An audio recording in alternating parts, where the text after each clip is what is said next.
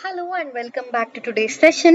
இன்னைக்கு நம்ம பார்க்க போறது tryptophan metabolism. So tryptophan அப்படின்றது it's the ultimate identity changer. It can become a mood stabilizer or crucial vitamin ஆகும். இல்ல it could even be broken down into energy. So think of it as an essential master key that opens totally three different metabolic doors, one for signaling, one for energy, and one for construction. The associated doors, the associated disorders happen when we cannot get the key into the right lock.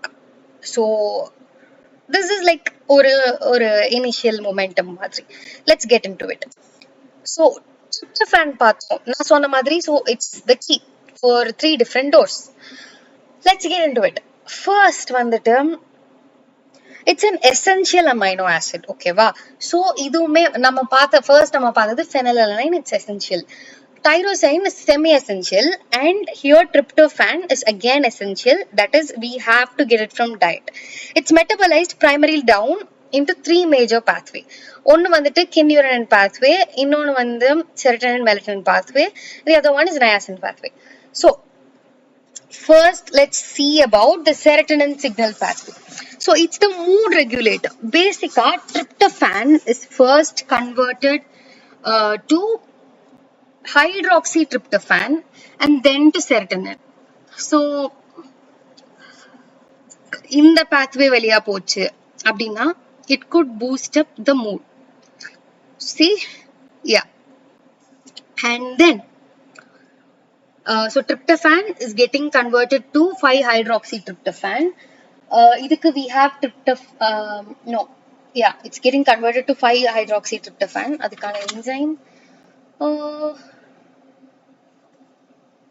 அதுக்கான enzyme வந்துட்டு tryptophan hydroxylase, and further this tryptophan hydroxylase it's getting converted to serotonin. So in the serotonin convert ஆறதுக்கு we need PLP, அதாவது நம்மளோட pyroxidal phosphate வந்துட்டு நமக்கு தேவைப்படும். So இதோட analogy பார்த்தோம் அப்படின்னா this is the mood elevator door. So serotonin வந்துட்டு it's a vital neurotransmitter that regulates sleep, mood, appetite and impulse control. So இந்த door பார்த்தோம்னாலே தெரியுதா, so it has a brain near it, and so it looks a little bit grand too. So it takes care of all of these things. And serotonin is further broken down to melatonin. So serotonin வந்து melatonin மாறுறதுக்கு நமக்கு தேவைப்படுறது வந்து acetylase and methyl transferase. So இந்த ரெண்டு enzymes act ஆகும். நடுவுல we need SAM, நமக்கு நம்மளோட SAM தேவைப்படும். It's a methionine derivative. இதெல்லாம் நடந்து it gets converted to melatonin. So you see here this pathway it could also get converted to melatonin in the gate. இதுதான் வந்துட்டு நமக்கு தேவைப்படுற இந்த acetylase enzyme, methyl transferase enzyme, and then our SAM. So melatonin பார்த்தோம் அப்படின்னா it's the sleep hormone in the pineal gland. In the pathway is why tryptophan is famously lead to sleeplessness. And then we have our kynurenine pathway. So இது வந்துட்டு over 90% of tryptophan வந்து இந்த pathway குள்ள தான் போகும். It's the major pathway. So இதுல என்ன ஆகும் அப்படின்னா vitamin and NAD factory door. The end products of this long pathway சுத்தி போறது வந்துட்டு நம்மளோட NADPH ஆவும் இருக்கலாம் ஒண்ணு, and niacin. So niacin அப்படின்றது வந்துட்டு it's a vitamin D3, அததான் niacin சொல்றோம், and நம்மளோட NAD+ வந்துட்டு it's a niacin derivative, nicotinamide adenine dinucleotide அப்படி சொல்லிட்டு நம்ம இதை சொல்றோம். And இவங்கெல்லாம் வந்துட்டு they are very essential coenzymes. So tryptophan is a dietary precursor for niacin also. Tryptophan supply low இருந்ததுன்னா NAD+ deficiency இருக்கும், leading to metabolic slowdown. And finally நம்மளோட kynurenine pathway வந்து third door என்ன அப்படின்னா it also leads to products that can enter the TCA cycle for energy production. So இது வழியா it goes to the energy fuel tank. So tryptophan's carbon skeleton can be fully burned for power. இதுக்கு அடுத்து இது ரிலேட்டடா இருக்கிற disorders பார்க்கலாம். So pellagra வந்து it's basically niacin deficiency and tryptophan deficiency னு சொல்லலாம். This is a metabolic power outrage. So tryptophan வந்துட்டு it's backup source for NADPH via நம்மளோட kinnurin pathway. Both niacin and tryptophan ரெண்டுமே மிஸ் ஆச்சுன்னா NADPH வந்துட்டு கம்மியாகும். So இதனால பெலிக்ரா வருது. பெலிக்ரா is categorized by நம்மளோட முக்கியமான 4 பேர் 4Ds. Diarrhea வருது here in the gut, and then we have dermatitis, so இது தான் gut, and here is the skin, so dermatitis, and then we have dementia and ultimately death. So yeah, and then we have heart nerves disease. So இது வந்துட்டு the broken absorption gate. இது வந்து it's a genetic deficiency, defect in transport responsible for absorbing the amino acids, including நம்மளோட tryptophan in intestine and kidney. இதனால வந்துட்டு it's basically நம்மளோட கீயோட trap, so key itself is trapped, so absorb ஆக முடியல அப்படி சொல்லி நம்ம இது பண்ணிக்கலாம். நம்மளோட tryptophan key is delivered, but genetic absorption gate is broken, so tryptophan is poorly absorbed and wasted in the urine. Body cannot acquire tryptophan to make NAD+. இதனால niacin deficiency வரும், again leading to pellagra. Patient வந்துட்டு niacin deficiency symptoms வந்து அவங்களுக்கு இருக்கும். Cerebral ataxia இருக்கு, and further details நான் சொல்றேன். And malignant carcinoid syndrome. So இது வந்துட்டு it's a tumor as often associated with the GI tract. இது வந்துட்டு it's hypersecretes serotonin. இதனால என்ன ஆகும் அப்படின்னா serotonin signal factory run away. So இந்த tumor வந்துட்டு relentlessly converts நிறைய tryptophan to serotonin, flooding the bloodstream. So நம்மளோட tryptophan the constant shunting இருக்கு serotonin pathway க்கு, so it depletes the NAD+ stores. இதனால niacin deficiency வருது. Patient presents with episodic flushing, diarrhea, heart valve damage இதெல்லாமே.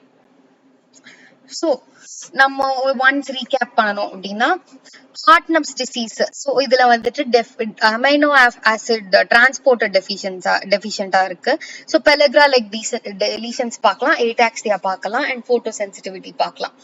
And pellagraல என்ன niacin deficiency இல்ல tryptophan deficiency. So நம்மளோட 4Ds dermatitis, diarrhea, dementia, death.